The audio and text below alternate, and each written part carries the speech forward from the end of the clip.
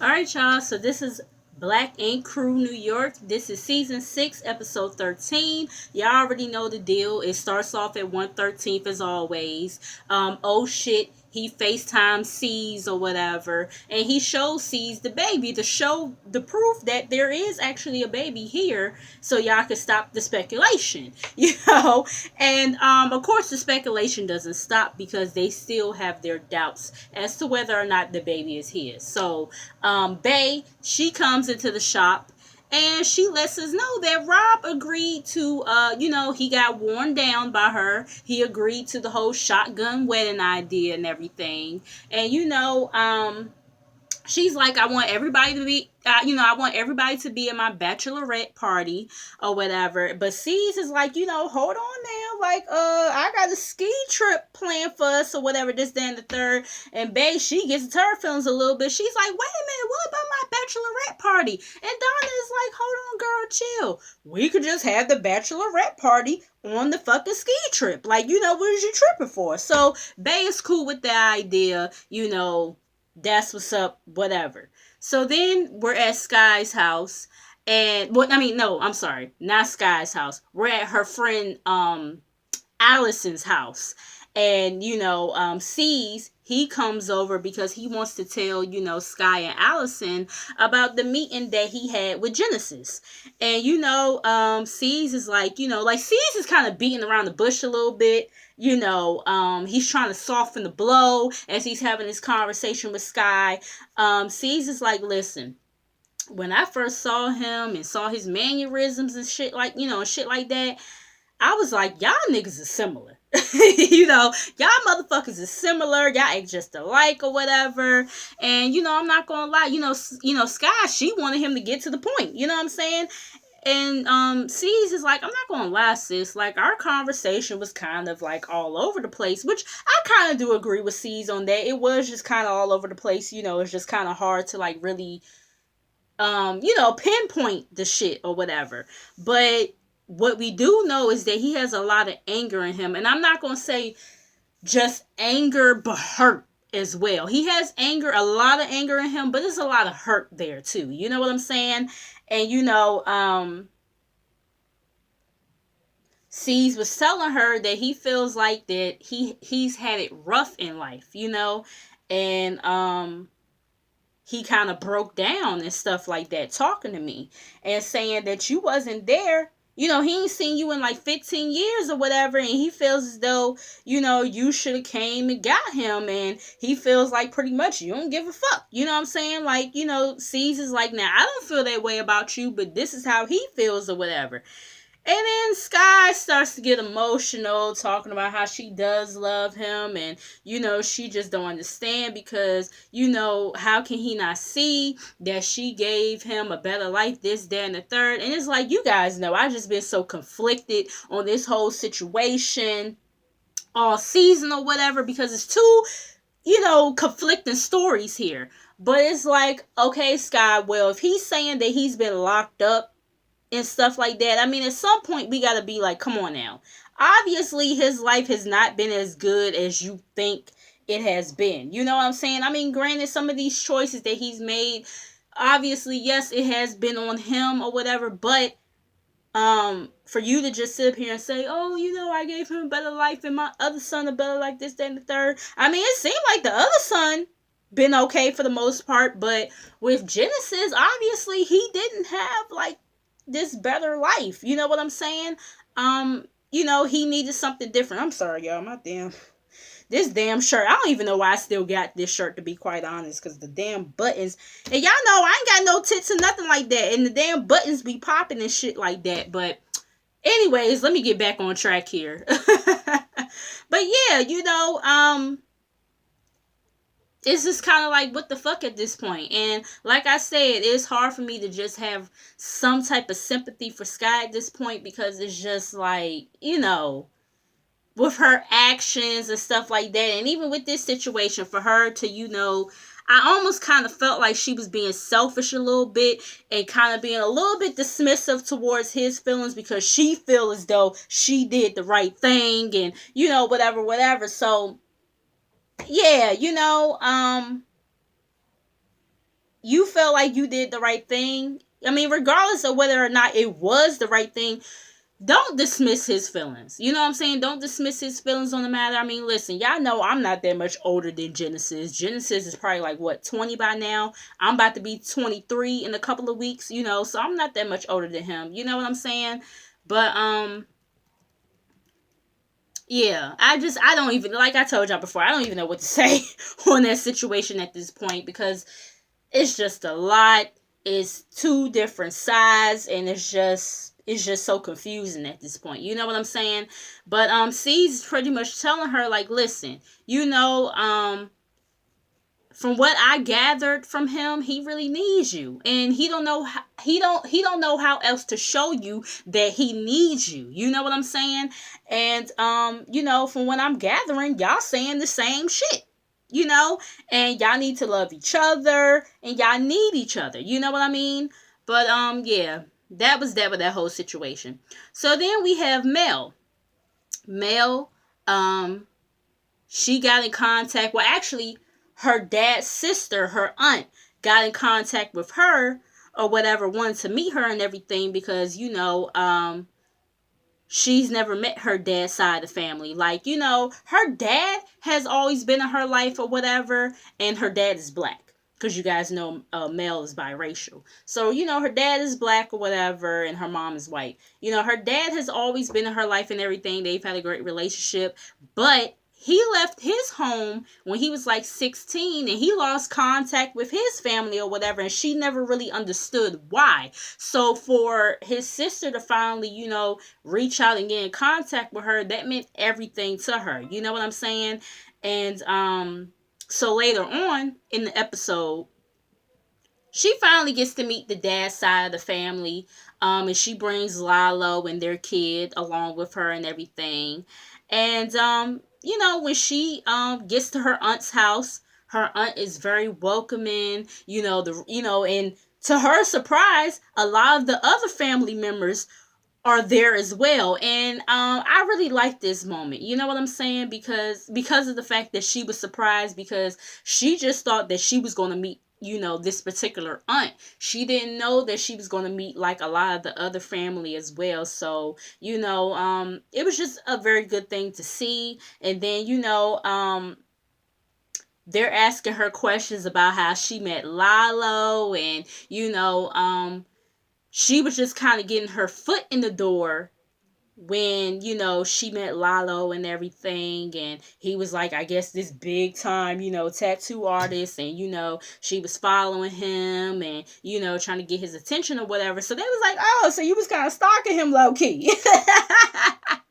And she was like, okay, you know, I see whose side y'all on or whatever, but I want to know more about my dad. Like, let's get off me for a minute. I want to know more about my dad. And, you know,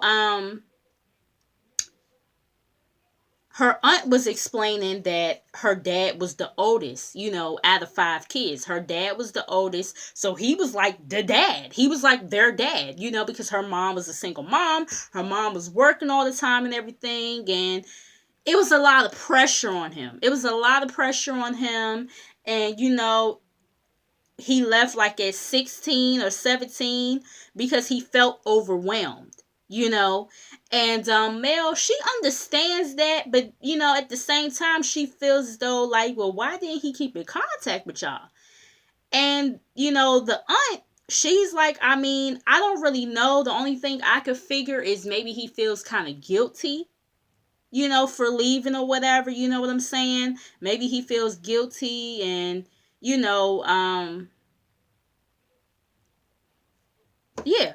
And that's all I can say is that, you know, maybe he feels guilty about leaving, this, that, and the third, and the mom did try to kind of, I guess, hold on to him and everything. And we hear about situations like that all the time, where, like, the oldest child has to kind of take over for, like, the mom, because the mom be, you know, she's a single mom and working all the time, this, that, and the third, or either that, or either the mom is not really like the best mom or whatever, and the child has, you know, the oldest child has to take over and look after their siblings and stuff like that. You know, we hear about shit like that all the time. I know people personally who, you know, kind of have gone through situations like that in their life. You know what I mean?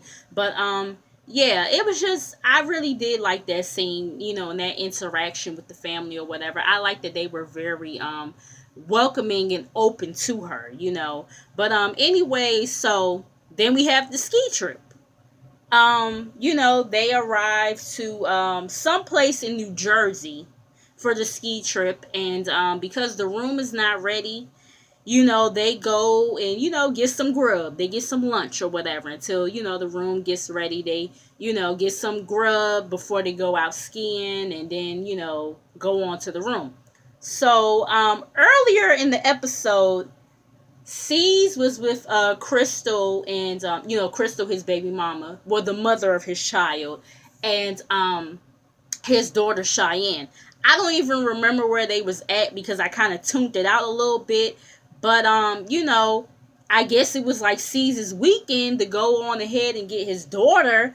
But he was on the bullshit. He was like, well, I'm supposed to be going with the crew on this ski trip. I kind of planned this ski trip for them and everything to kind of, take them out their environment. I have to take them out their environment every now and again, or whatever.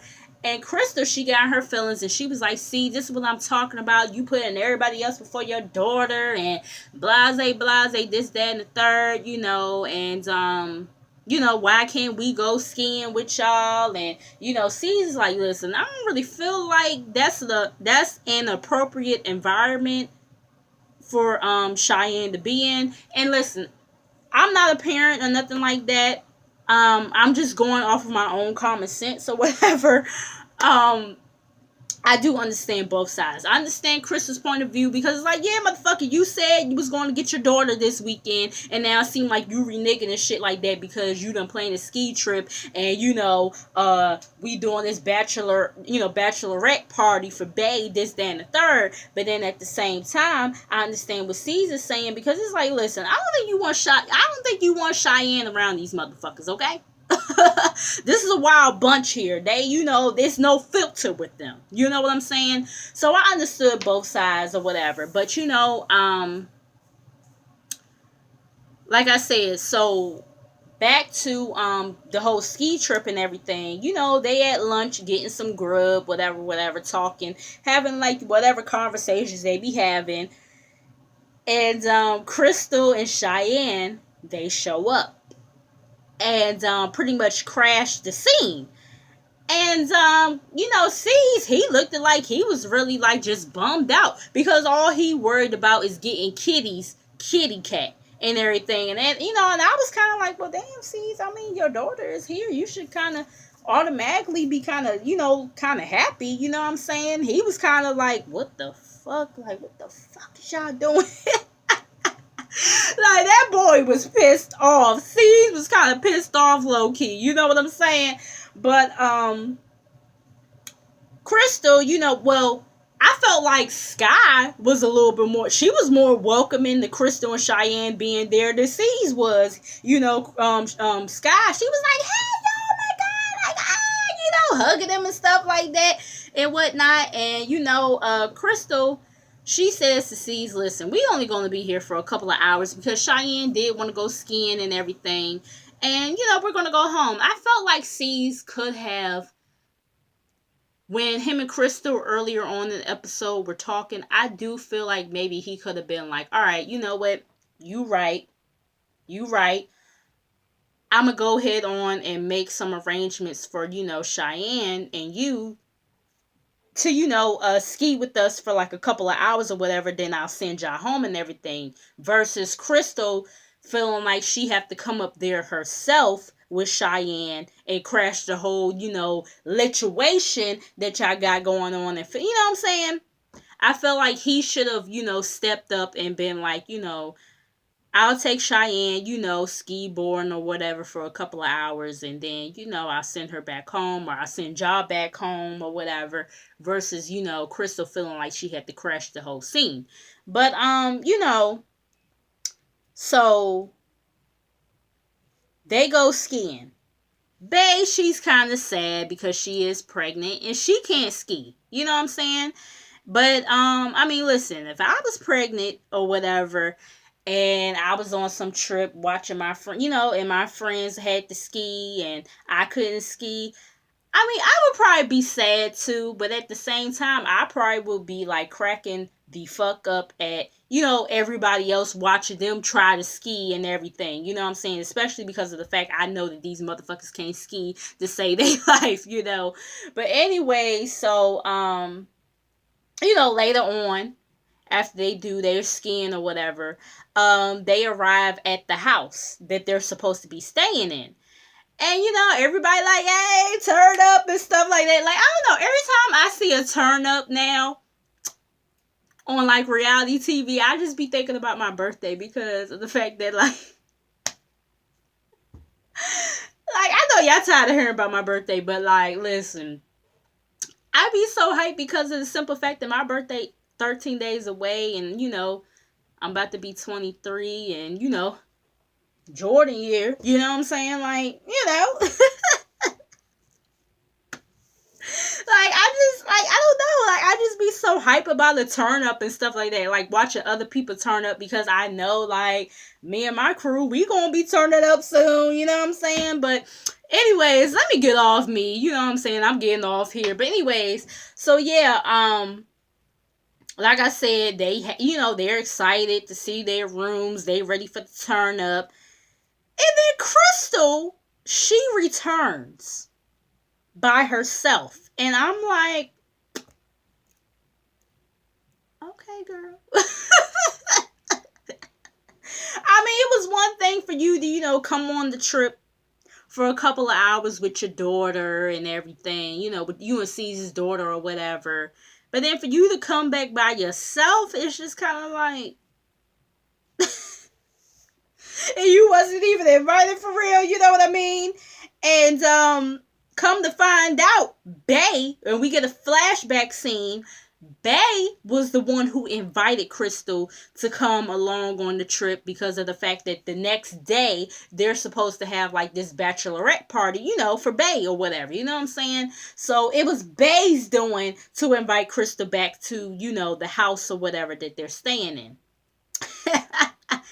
And Crystal, she starts to get kind of in her bag because she can't find a room or whatever for herself to stay in and everything. And of course, she don't want to stay in the same room with C's because that chapter of their lives has been way, beyond over and done with. But it's just like, I mean, girl, you can't be mad because you wasn't invited. You chose to come back, upon Bay's invitation or whatever. You chose to come back or whatever. So, knowing damn well, C's probably won't gonna have a room for your ass. So, I mean, come on, But anyway, so as they're getting into their turn up, Walt, he invited some people from the slopes. And they show a flashback scene with him, passing out flyers to like different people and everything. And of course, it's a lot of white people and stuff like that, And listen, white people, they do know how to party. I will say that white people really do know how to party. They know how to have fun. And I do like partying with white people. I'm not going to sit up here in front of y'all. You know what I'm saying? But, yeah, so but it was kind of like, by the simple fact that you're in the mindset of, okay, it's just going to be the Black Ink family, partying or whatever, this, that, and the third, and then Walt sitting up here, getting these random people up in here trying to party with us and everything, so I could understand everybody kind of looking at first like,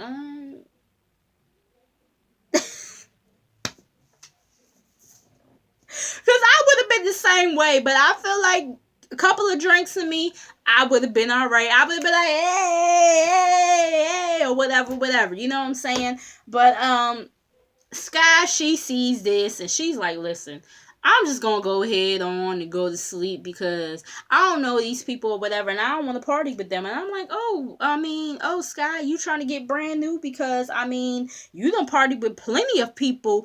All these parties that y'all had in the shop, this, that, and the third. Y'all done party with plenty of people that y'all didn't know, black or white, Asian, Mexican, whatever.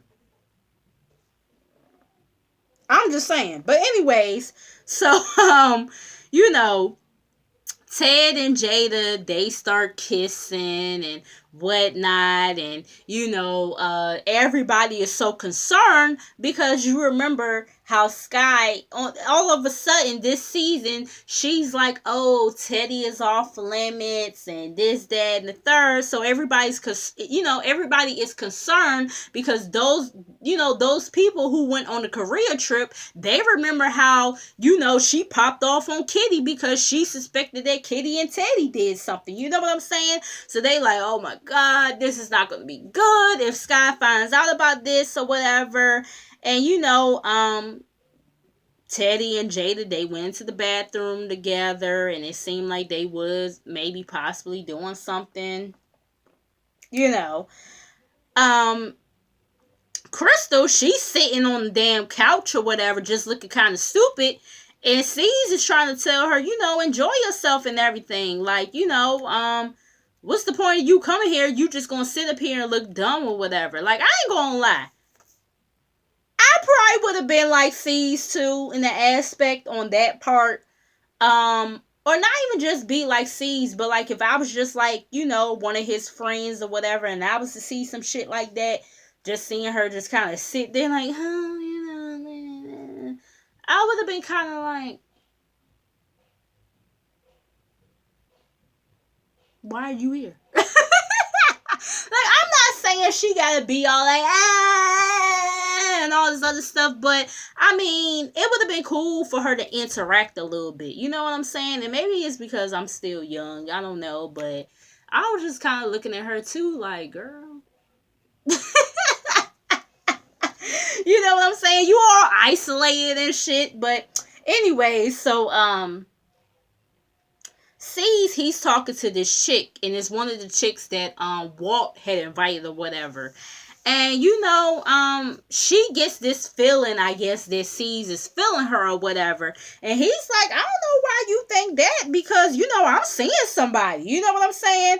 And she's like, so what? You can still have fun with me and everything. And I was like, ooh. And Kit, she's on the other side of the room, and she notices this behavior, and she feels some type of way about it. She does say something to C's about it and everything, and he's like, listen, I'll try to shut the shit down or whatever, this, that, and the third. And she feels as though, listen, I thought that we was going to do some stuff together, even though this whole situation we supposed to be having, it's supposed to be on the DL. I thought we was going to do some stuff together and everything. I don't know how much y'all thought shit was going to be on the DL. And y'all all are in the same house with everybody. But, yeah, you know what I'm saying? But, so he's like, listen, meet me up in 10 minutes in my room. I want to run a romantic bath for you or whatever. So he goes up to his room trying to, run a romantic bath for Kit and everything. He goes into the room and sees the same girl that was, trying to, flirt with him earlier up in the damn bathroom and shit like that. Like, she all up in the tub, just, on her phone and shit like that, like it ain't nothing. Just chilling. You know what I'm saying? And,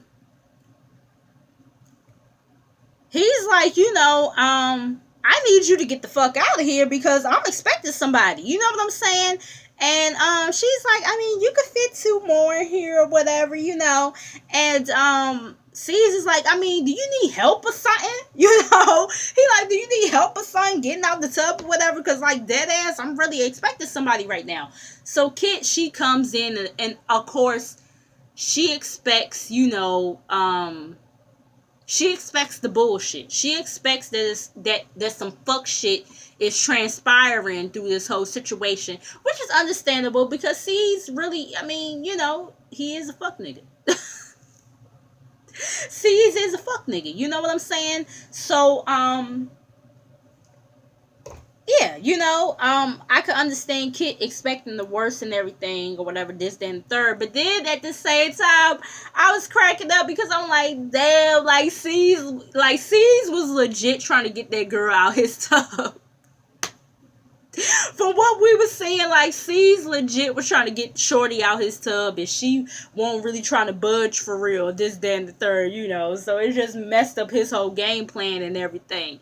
So then we head on to the next day, and of course, because Sky wasn't there, she wants the tea about what happened the night before. And Donna, she's like, oh my god, no, I don't even want to tell her about Jada and Ted, because I know how Sky can get and everything. And she kind of wants to redirect Sky's attention to something else, so she could get off of this whole what happened the night before, and did anybody sleep with anybody, whole situation. So Donna is like, well, me and Bay's room is right under Caesar's room, and we heard something all night long. And Sky, she looks at Kit, and she's like, oh, so you fucking the boss again or whatever. And, Kit is like, bitch, please. He probably was fucking that snow bunny that I caught him with last night or whatever. And just know, he ain't getting none of this again or whatever, this, that, and the third. So, they start to get on Crystal, because I guess they feel like Crystal is just kind of looking all nervous or whatever, and they're like, oh, Crystal, why you looking like that, this, that, and third, whatever. And Crystal was like, child, please, like, ain't none of that going down. Like, y'all need to be getting on Ted and Jada about how they was acting last night. And I was like, oh, somebody didn't tell her not to say nothing. I was like, ooh, it's about to be a fucking tornado, hurricane, and all of that shit about to erupt in this damn house, okay? So, Sky feels like she's just so hurt because, Ted and Ted is off limits and all this other stuff, and she starts going off on Jada, calling her dumb and everything. And C's and Ted, they arrive to the occasion all late and shit, and they have no idea what's going on. So she's asking Ted, did him and Jada fuck or whatever? And he's like, man, nah, we ain't do none of that. So, Sky, she's like, I guess she feels as though she should whip out her damn titties and everything as a lie detector test to see whether or not, Ted is lying or whatnot. She says if her tits are jumping, that means that Ted is lying. And I'm just sitting here like, this is what Genesis was talking about, but okay. We're going to continue. But, so she got her tits all out and everything. And, Sky got all these questions. Did she, give you fellatio? Did she suck your toes? Did she, toss your salad? Did you toss her salad? And all this other stuff. And he like, man, what? Nah, ain't none of that go down or whatever. And she doesn't believe him, of course. And, Ted swears that they didn't do shit and everything. And, she says fucks everybody and she leaves. And that was the episode, you guys. I'm so sorry I'm so sorry this review was so long. Y'all know my Black Ink Crew reviews don't normally be long like this, but it was kind of entertaining for me a little bit. But make sure you guys like, comment, and subscribe. Make sure you guys come back. Make sure you guys share, and I will see you guys in the next video. All right, y'all. I'll see y'all in the next video. All right.